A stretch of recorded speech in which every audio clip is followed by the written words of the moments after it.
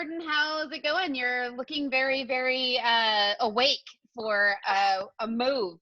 It might be makeup because I'm a little bit exhausted. But yeah, we moved over the weekend and we're excited for our new house. But it was a lot in one weekend to get we have moved the trampoline, 2 Oh gosh. kayaks, Yeah. 4 surfboards. You know, the part that I hate about it is that I feel like the cupboards are like, I don't, this is probably dating me, but Shannon will know the reference. Gremlins, you know, you're not supposed to feed them after midnight or put water on them. And I swear, at some point in every move, you'll go to a cupboard, and in my head, I'm like, I have packed this cupboard and it is full again. Yeah, It's like they just keep repropagating. yep, just keeps going. I know. We still have like 2 more van loads that we have to go, just with yard toys and whatnot. But Yeah. And it's almost about done. that, it's that last carload that it's like, do I really want that stuff? I'm already there. I would I would leave it if a new people living there didn't want it. Yeah. All Uh, right. Well, I'm excited about today's guest. She's someone that I've always wanted to talk to more about her designs. And if anybody wants to see some amazing designs all around this county and northern Santa Barbara County and probably other places as well, honeycombhomedesign.com. And our guest is Central Coast based interior designer Ariana Lovato, and she has always had a spark for design and all things creative. She earned degrees in interior design from the Fashion Institute of Design and Merchandising, as well as in business administration from the University of Laverne. After graduation, she began her career with an internship for a successful local interior designer, where she went on to earn a spot as an assistant designer, managing large-scale projects on her own. Following that, she spent 5 years working for a design build firm in product design and development, and even online interior design before going out on her own. In 2016, Ariana founded Honeycomb Home Design, an interior design studio in Shell Beach. Honeycomb Home Design has a simple mission, creating timeless interiors with a modern edge. When she isn't pursuing her love for design, Ariana is spending time with her husband, Matthew, and their 4 pugs, Molly, Lily, Walter, and Tux. All right, well, let's welcome in Ariana. You recently wrote a blog about how COVID-19 is shaping the future of interior design. What are the new focuses in design now that we are sheltering at home going on 4 months? It's been a long 4 months, hasn't it? I know more for some than any, but yeah, I mean, it's been really interesting being in the design side of this to see how people are reacting to being stuck at home more. We all hate our homes now. Yeah, I'm getting a call every other week saying, I can't stand to look at this, but you know, it goes so much deeper than just updating, you know, paint color and stuff like that. It really goes into, in fact, COVID is really going to change the way that we design moving forward.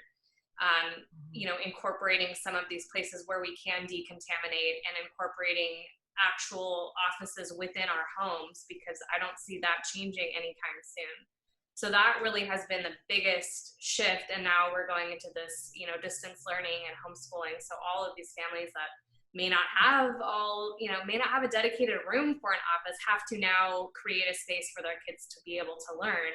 And so that's really been the biggest shift in all of this. And in our blog post, we talked about a home office that we created for a psychologist that did a lot of virtual stuff. This was 3 years ago. So creating spaces within your home that you can close off if possible, or at least giving you a place that is not distracting and that is well organized is really going to be the ticket to make a successful distance learning or work from home situation. So that's Totally the agree. biggest change. Yeah. Kidding. Yeah. Jordan has 3 littles that she'll be homeschooling. And I have a teenager that I'll be homeschooling. So, I mean, not to say, obviously, the teachers are giving us a lot of structure, but we found in the 2 months leading up to summer that we hadn't given him a dedicated space. And so we're redoing that for less distraction. He can't be in the same room as the rest of us in the TV and stuff like that. So totally get it.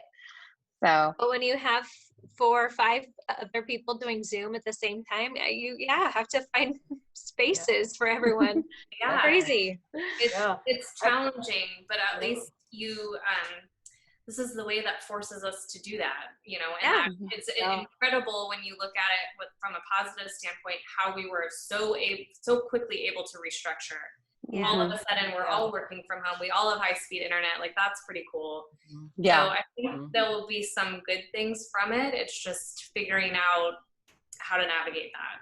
Yeah. Right. And everybody should go look at that blog post, by the way, because the glass doors with like the linen look inside them were gorgeous. So it was fun. I put my office in our hallway, our entry foyer, and that was not a good spot. So we're turning one of our guest bedrooms into my office, and then we don't have a gym anymore, so we got a Peloton. So now we have to figure out which room is going to be our exercise room. So it's new configuration.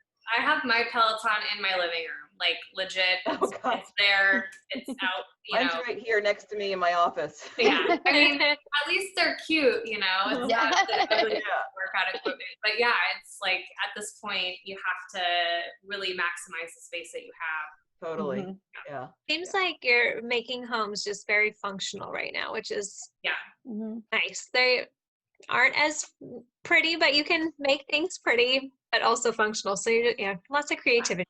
I think the more people are spending time in their home and kind of understanding their habits and like their traffic patterns, you know, like where people tend to hang out or where people tend to dump things, that's really shaping and directing a lot of this too, and having places where you can organize and you can put things away. That's going to be a huge thing. And decluttering. I feel like people are doing a lot of the declutter, which is good. Oh, yes. Yes. Awesome. Okay, so I know that mudrooms are common in areas that have more significant weather, like rain and snow. But what about areas like here that it's average weather is 72 degrees? How can we adapt that? Yeah, I mean, if you say the word mudroom in the Central Coast, people think you're crazy, right? Like, it's like, what is a mudroom? You know? We don't know. We don't similar to coat closet. Why do I need a coat closet? It's a vacuum closet in California. Exactly. Yeah, it's where all the crap goes, is what it is. Right, paper and all that stuff. But it's interesting because you will see more of these mud rooms. I'm going to call them like decontamination rooms, but that sounds so like that.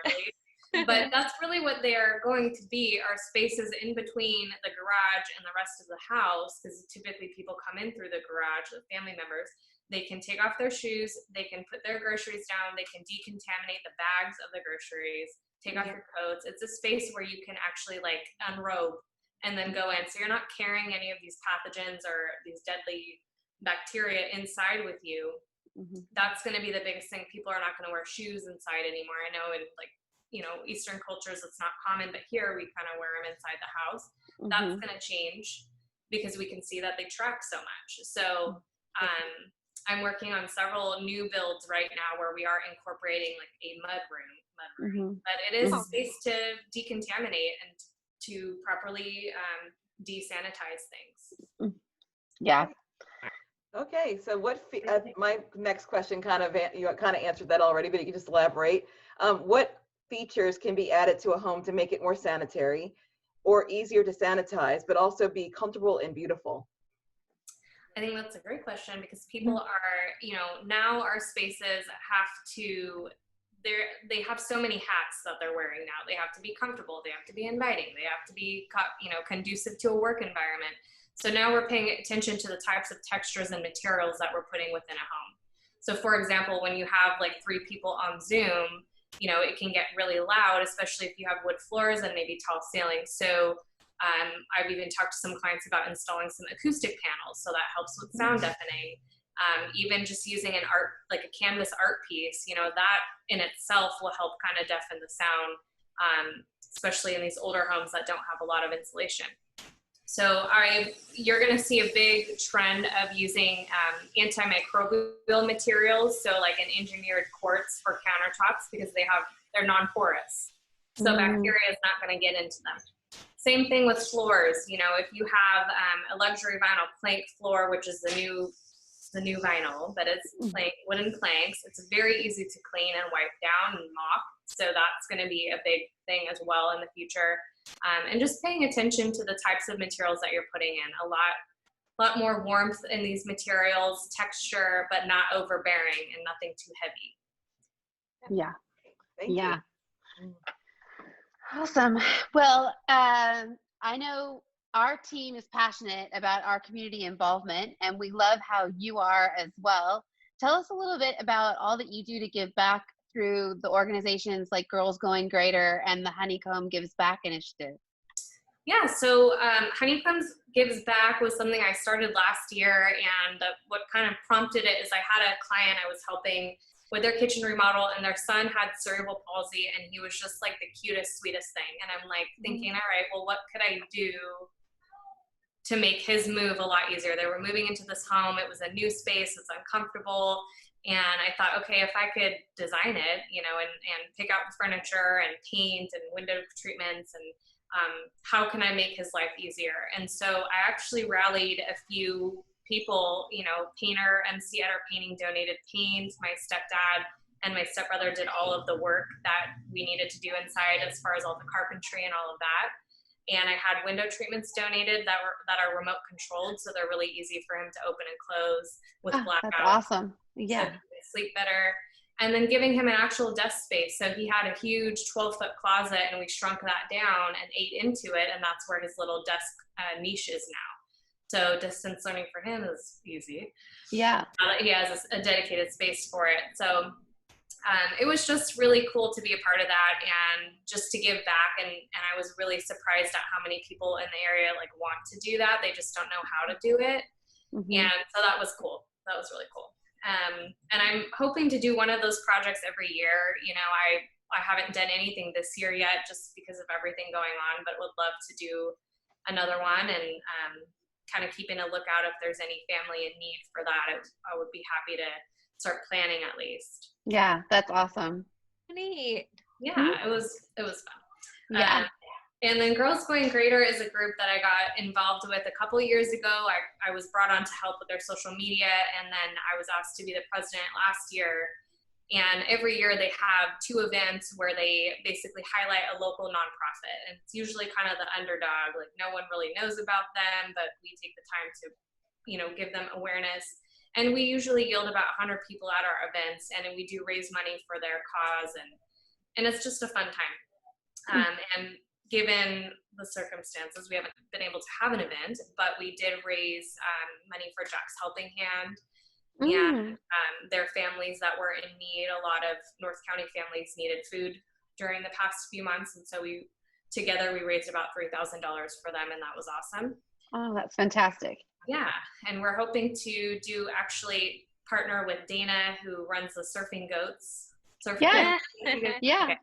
So we haven't announced this yet, actually, but I'm just going to announce it. So we're hoping to collaborate with him on a camp either in August or September for children with special needs. So it's just either a 1 or 2 day camp. He gets children out there in wheelchairs, and you know, his team is just so amazing the way that they work with these kids. So we're hoping to partner with him. We do need to raise about $3,000 to get at least 20 kids in the camp, but that's something we're hoping to do this year, and it's a safe, socially distanced, safe activity. Yeah. So outside, fresh air. Yeah. Exactly. And it's Pismo, and it's the Surfing Goats. Like that's it's just so cool, you know. And if he can teach a goat to surf, I think he can teach anyone to surf. Yeah. I mean, like you cannot see that and not laugh. Like it's just a fun time. So I love how he's like a tourist attraction, because when he's at Trader Joe's, there's usually 5 people taking pictures of him. Exactly. Yeah. Or you'll see his goats just tied to his car, and you're like, what? Did I just see that? Yeah, exactly. Yeah. Do you think he's ever brought his car to the car wash? Every time I see him, I always wonder, like. I don't think so. No. He has a new car. He has a Prius, actually. Yeah. Which And I've seen the goats get out of it. Like, it's the craziest thing to sing that. But then for them to get on the water is so cool. And they're out there with the kids. I mean, the reason we're doing it is because Tyler, who's on the board for Girls Corrigator, her daughter is in the camp. And so she like brought it up and I'm like, this is fun. Like we should it's just fun, you know? Yeah. Oh yeah. So we're excited about that. That's awesome. Yeah. Fantastic. Yeah. Well, Ariana, oh, sorry, go ahead. No, that's fine. Go ahead, Jordan. Yeah, I just wanted to say thank you so much. This has been so wonderful. We've loved getting to know you better and just learn more about like your design style and how you're creating the new normal here. Thank you. We're just thanks for being our guest. I appreciate it. Thank you so much. We're looking forward to visiting your location and hoping that the paving gets done in the next few days. And yes, fingers crossed. Yeah. It's Come on over. Cute. Some coffee. Some wine. Awesome. It would be great. It would be great to meet you guys in person. I love it. Looking forward to that. Well, thank you so much. Thank you guys. Thank you so much. Have a great day. You too. Bye. This is Ashlea Boyer, Jordan Hamm, and Shannon Bowdey with the Pismo Beach Homes team.